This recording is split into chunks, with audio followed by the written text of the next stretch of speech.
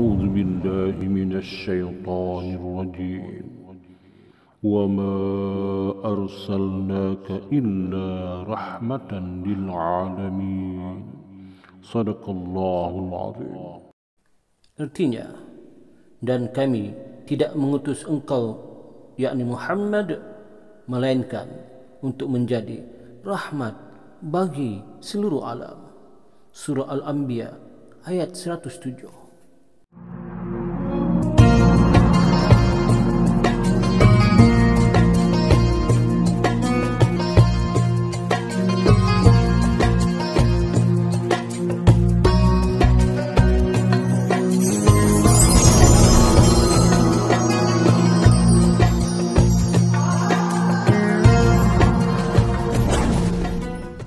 Bismillahirrahmanirrahim. Assalamualaikum warahmatullahi wabarakatuh. Alhamdulillah wa syukrilillah wassalatu wassalamu ala rasulillah wa ala alihi wa sahbihi wa man tabi'ahu wa wala. Alhamdulillah, tuan-tuan, puan-puan, ibu-ibu, bapak-bapak, para penonton sekalian, bertemu lagi kita dalam siri-siri tazkirah online ini, dalam channel ini. Alhamdulillah, alhamdulillah, alhamdulillah, ya.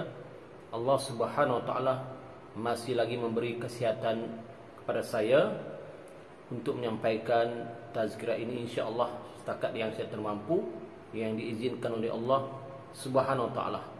Dan juga alhamdulillah, Allah juga memberi kesihatan kepada tuan-tuan, puan-puan, ibu-ibu, bapak-bapak, saudara-saudari, kakak-kakak, adik-adik, abang-abang sekalian. Alhamdulillah, syukur banyak-banyak pada Allah. Tuan-tuan, puan-puan, saudara-saudari, ibu-ibu, bapak-bapak, para penonton sekalian, Rasulullah sallallahu alaihi wasallam pernah bersabda, "Kullu ummati yadkhulunal jannah illa man aba." Kata Nabi, setiap umatku akan masuk surga kecuali yang enggan. Nabi kata setiap umatku akan masuk syurga kecuali yang enggan. Maka para sahabat bertanya, "Ya Rasulullah, siapakah yang enggan itu?" Maka kata Rasulullah, "Siapa yang mentaatiku masuk syurga, dan siapa yang tidak mentaatiku, yakni mentaati Rasulullah, itulah dia yang enggan masuk surga." Ini hadis sahih, tuan-tuan. Hadis sahih riwayat Imam Bukhari. Jadi berdasarkan pada hadis ini, Rasulullah telah bersabda, "Umatku masuk surga," kata Nabi, "kecuali yang enggan." Maka yang enggan itu siapa? Kata sahabat bertanya pada Rasulullah. Kata Rasulullah, yang enggan itu adalah orang yang tidak mentaati Rasulullah sallallahu alaihi wasallam. Jadi para penonton sekalian, kenapa ke Rasulullah sallallahu alaihi wasallam diutus ke atas muka bumi ini? Tujuannya adalah untuk menyampaikan risalah yang suci, yaitu agama Islam, yang mana agama Islam telah pun diturunkan khas, ya, untuk semua manusia di atas muka bumi ini. Kemudian Allah Subhanahu wa taala telah pun turunkan para nabinya dan juga rasulnya untuk menyampaikan risalah yang suci ini. Jadi kata Nabi, berbalik pada hadis tadi, semua umat Nabi masuk syurga, insya-Allah semua umat Nabi. Umat Nabi ini sedikit ke banyak, tuan-tuan? Kalau kita pikirkan, ya, umat Nabi ramai. Di antara umat yang paling ramai di dunia ini, ya, sejak Allah jadikan alam ini dan sejak Allah jadikan para nabi dan para rasul, umat yang paling ramai adalah umat Nabi Muhammad sallallahu alaihi wasallam. Umat Nabi kita, Rasulullah Muhammad bin Abdullah. Ramai ke tidak? Ramai, tuan-tuan. Kata Nabi, siapakah umat Nabi itu? Umat Nabi adalah orang yang beriman kepada Nabi. Itu umat Nabi. Ya, umat Nabi adalah orang yang beriman kepada Nabi, ya, yang lahir di zaman Nabi kita, dan beriman kepadanya, itu umat Nabi. Jadi yang tidak beriman umat siapa? Wallahu a'lam. Ya, tuan-tuan, umat Nabi adalah umat yang beriman. Jadi semua umat yang beriman kepada Nabi Muhammad sallallahu alaihi wasallam ini masuk syurga, kecuali enggan. Maknanya begini, kata Rasulullah, siapa yang mentaati Rasulullah, yang mentaati Nabi kita Muhammad, maka masuk syurga. Apa dia? Apa yang perlu kita taatkan, tuan-tuan? Yang perlu kita taatkan adalah perintah Allah. Perintah Allah yang telah difardukan, kemudian disampaikan lagi oleh Nabi melalui hadis-hadis Nabi.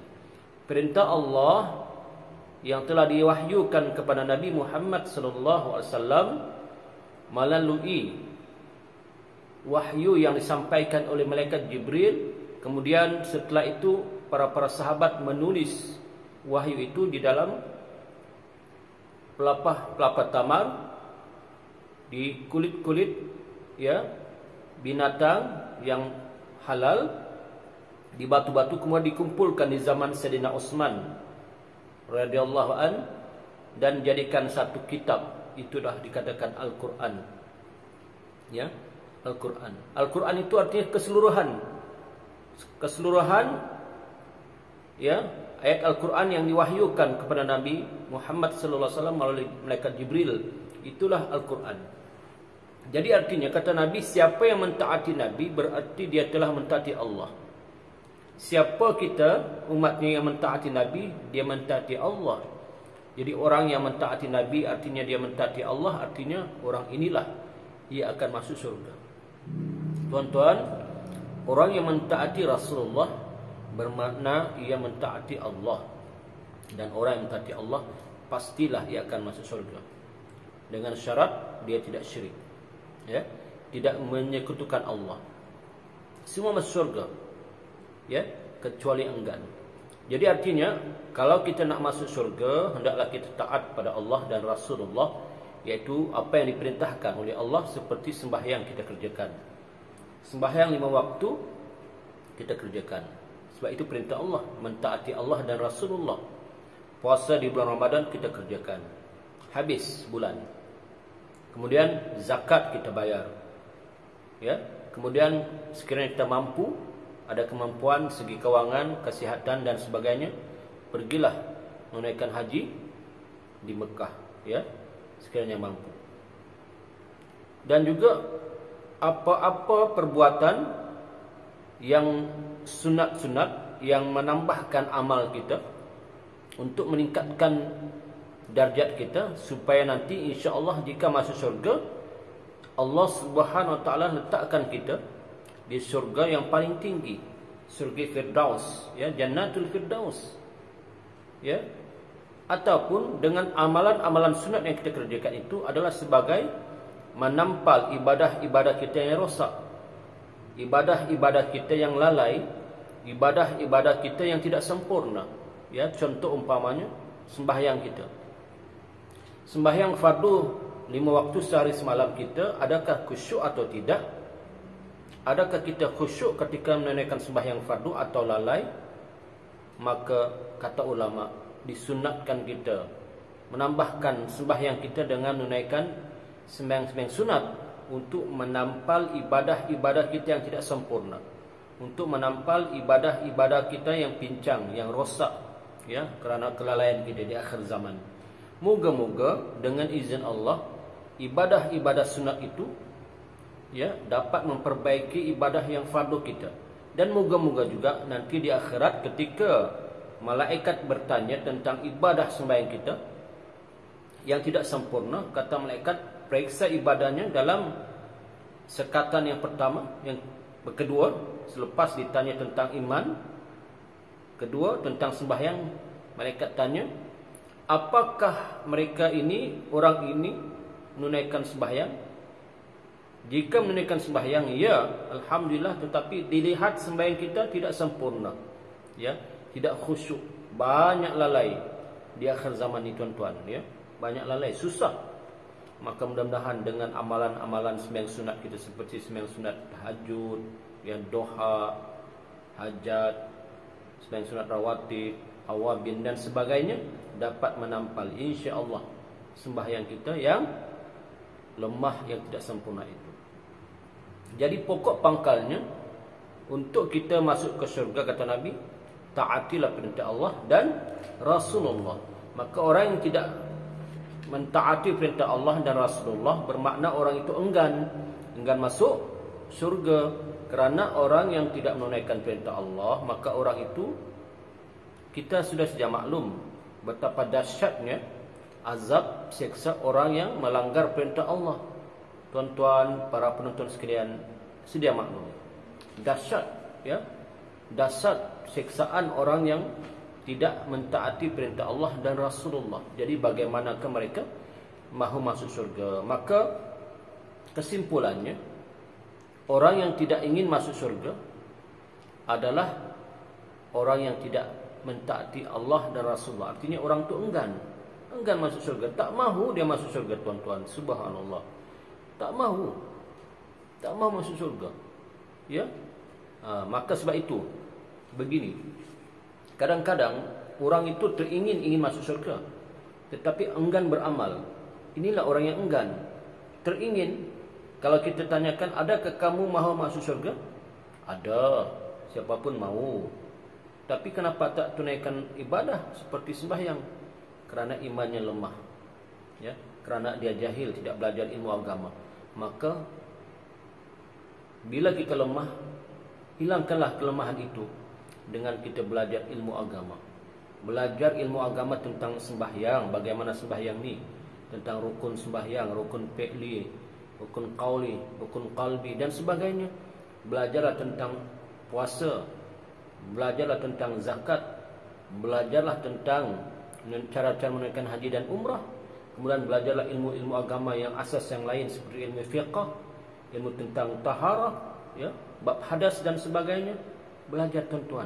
Kemudian belajarlah ilmu tasawuf, iaitu ilmu mengenal diri, mengenal sifat-sifat mazmumah dan mengenal sifat-sifat mahmudah. Belajar kita, tuan-tuan.